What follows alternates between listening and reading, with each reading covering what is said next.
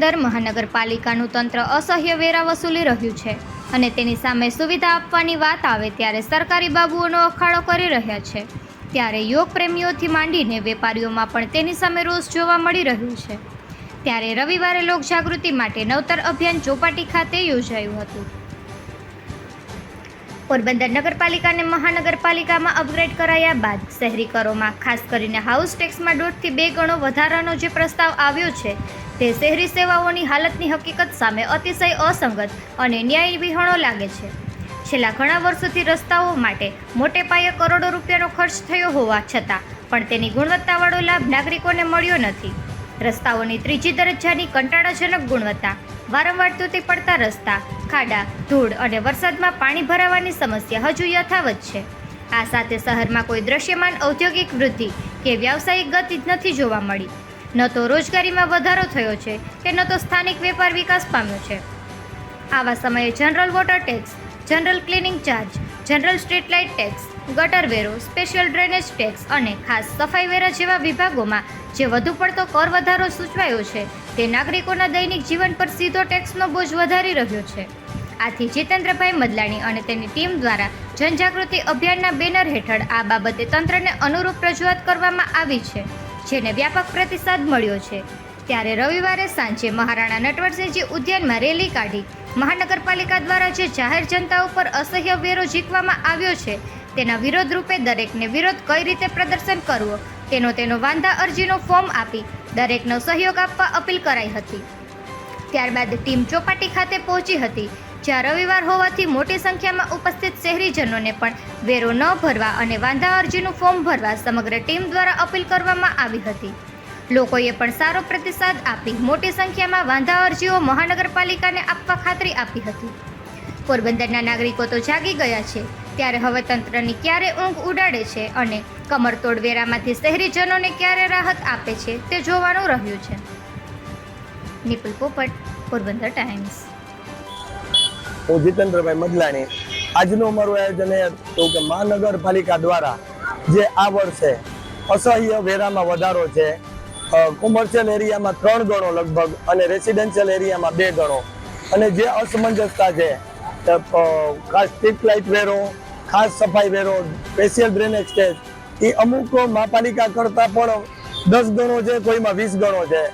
આ શા માટે? પોરબંદરની પ્રજા આટલો વેરો સહન કરી શકે એવી પરિસ્થિતિમાં નથી પોરબંદરના ધંધા રોજગાર એવા કે આટલો ભાવ વધારો સહન કરે। અમે જાહેર જનતાને આહવાન કરીએ છીએ, વિરોધ પ્રદર્શન કરો, વાંધા અરજી સાથે વાંધાનું ફોર્મ ભરો અને બહોળી સંખ્યામાં જોડાઓ। આજનું અમારું આયોજન એ હતું કે મહારાણા નટવરસિંહજી ઉદ્યાનેથી એક વિરોધ પ્રદર્શન રૂપે રેલી લઈ જઈ અને ચોપાટી સુધી પહોંચવાનું। તો તંત્રને સહાયરૂપ થવા કે ભાઈ વિરોધ પ્રદર્શન કરો, ત્યાં જઈને ચોપાટી જઈને રોડ વચ્ચે બીજાને કોઈ ટ્રાફિક અડચણ ન થાય એ માટે થઈને અમે શાંતિપૂર્ણ રીતે છૂટાછવાયા અહીંથી ચોપાટી જશું, ત્યાં જઈને અમારો વિરોધ પ્રદર્શન કરશું। જય ભારત, જય હિન્દ। ખાસ અમારું અભિયાન એ રીતનું છે કે જ્યાં સુધી આ વધારો પાછો ન ખેંચાય, પોરબંદરની જનતાને આ વધારામાંથી મુક્ત નહીં પડે ત્યાં સુધી અમે અલગ અલગ રીતે અમારો વિરોધ પ્રદર્શિત કરતા રહેશું। ત્યાં સુધી અમે જંપશું નહીં। ગાંધી ચિંધ્યા માર્ગે કદાચ અપવાસ પણ કરવા પડે તો પણ તંત્રની સામે અડીખમ થઈને પણ છેલ્લે સુધી લડી લેશું।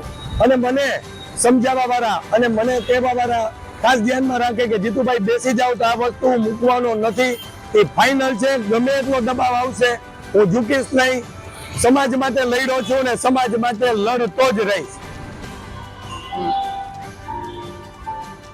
મહાનગરપાલિકા એટલે લોકોની સુખ સુવિધામાં વધારો એવું માની અને પોરબંદર વાસીઓ એકદમ રોમાંચિત હતા કે જલ્દી મહાનગરપાલિકા થાય તો પોરબંદરનો વિકાસ થાય અને સુખ સુવિધામાં વધારો થાય। પણ મહાનગરપાલિકાની સુખ સુવિધામાં વધારો કરવા કરતા, વિકાસ કરવા કરતા અત્યારે એમણે વિકાસ માત્ર ને માત્ર દરેક ટેક્સીસ વધારવામાં કર્યો છે અને લોકોને કોઈ પણ પ્રકારની સુવિધાઓ મળતી નથી। આખું ગામ ગંદકીમાં પડ્યું છે, કોઈ જાગતું નથી। સત્તા પક્ષ હોય કે વિરોધ પક્ષ હોય તો પછી હવે આ બધા સુકાન લોકોએ પોતાના તરફે લેવા પડશે, પોતે લેવા પડશે।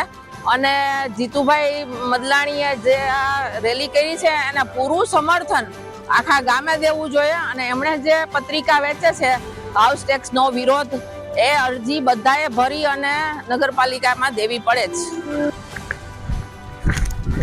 મારું નામ રાજેશ ધીરલાલ મંડવિયા છે. ફર્સ્ટ ઓફ ઓલ તો વાત એ છે કે જ્યારે પણ કોઈ મહાનગરપાલિકા બને છે કે તો લોકોની અપેક્ષા શું હોય છે કે કોઈ સારી સવલતો મળશે, જે આપણા ગામનો વિકાસ થશે. પણ અહીંયા તો એક ઉત્કૃષ્ટ રિવાજ છે કે લોકોને અસહ્ય હાઉસ ટેક્સ આવે છે. એ છતાં પણ લોકોને અમે જાગૃત કરવા માટે એટલા માટે આવ્યા છે કે આ લોકોને હજી ખબર નથી કે આની શું અસર આવવાની છે. તો એના માટે લોકોના જ્યારે ઘરે બિલ આવશે ત્યારે એને ખબર પડશે કે જે વેરો 1200 હતો એ સીધો 3500 થઈ ગયો છે. નાના માણસોને જે અત્યારે પોતાના જે લોન લીધી છે એ પૈસા ભરવાના નથી, તો એ વેરાના પૈસા કેવી રીતે ભરી શકશે?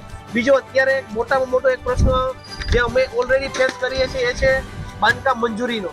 તો એ મંજૂરીની માટે પણ અમે ઘણીવાર રજૂઆત કરવા ત્યાં ગયા છીએ, તો અમને એક જ જવાબ મળે છે ટીપી નથી બન્યું.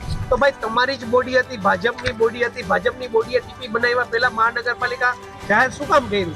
મહાનગરપાલિકા જાહેર કરવાથી શું રાજકીય લોકોને વધારે ગ્રાન્ટ મળે છે એ ફાયદો જોવા માટે કર્યું છે? અને આજની તારીખે આટલું થતા છતાં પણ કોઈ પણ રાજકીય પક્ષ જે અત્યારે સત્તા પક્ષ છે એના કોઈ ઉમેદવાર કે કોઈ પણ રાજકીય લોકો માટે બહાર નથી આવતા. પોતાને જ્યારે મત જોતા હોય છે તો લોકોને માટે રાતોરાત દોડાવે છે.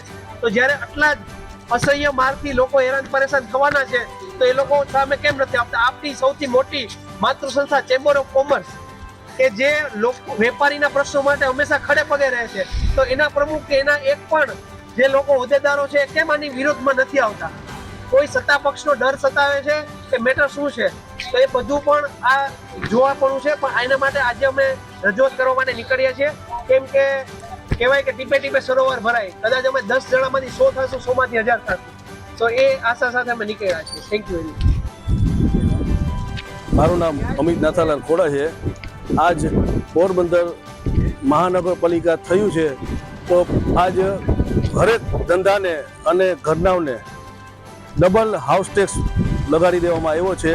તો આજ અમે હાઉસ ટેક્સ વધારો મહાનગરપાલિકાએ જીકેલો છે એ અસહ્ય વધારો છે. આજ ગુજરાતમાં પોરબંદર જ એવું સિટી છે કે ત્યાં અસહ્ય ભાવ વધારો આવેલો છે. તો આજ અમે પબ્લિકને જાગૃત કરવા નીકળ્યા છીએ કે આનો વિરોધ કરો. ને હકીકતે આજ આટલો હાઉસ ટેક્સ વધારો ના હોવો જોઈએ. કારણ કે આજ કોઈ પણ લગ્ન પ્રસંગનો હોલ જોઉં કે વંડી જોઉં તો ત્યાં 5 ગણો વધારો છે. હોસ્પિટલોમાં 5 ગણો વધારો. તો આ બધાએ 5 ગણો વધારો નાખ્યો છે તો એ હોસ્પિટલ વાળાને હું પોતે ખિસ્સામાંથી ભરવાના છે? એ પબ્લિક જે કોઈ સારવાર કરવા જવાનું છે એના માટે જવાનું છે. આજ વંડીમાં આર્ય સમાજ છે તો આર્ય સમાજમાં જે કોઈ સાદાઈથી લગ્ન કરે છે ત્યાં આજે 4000 વેરો આવતો હતો, ત્યાં આજ 21000 વેરો આવ્યો છે. તો આ આટલો વધારો છે એ શા માટે વધારો છે? આજ પોરબંદરની પબ્લિકને કંઈક તો જીવવા જેવું રાખો. આજ પોરબંદરની પબ્લિકને મારી નાખી છે. તો આજ હું અને મારી ટીમ આજ પબ્લિકને જાગૃત કરવા નીકળ્યા છે કે આજ વાંધા અરજી નાખો ને કમિશનર સાહેબ અને કલેક્ટર સાહેબને વિનંતી કરીએ છીએ કે આ હકીકતે હાઉસ ટેક્સ વધારો એકવાર તમે વિચારી સમજી અને વ્યાજબી દરે કરો એવો અમારી વિનંતી છે. માતા કી જય! ભારત માતા કી જય! વંદે માતરમ!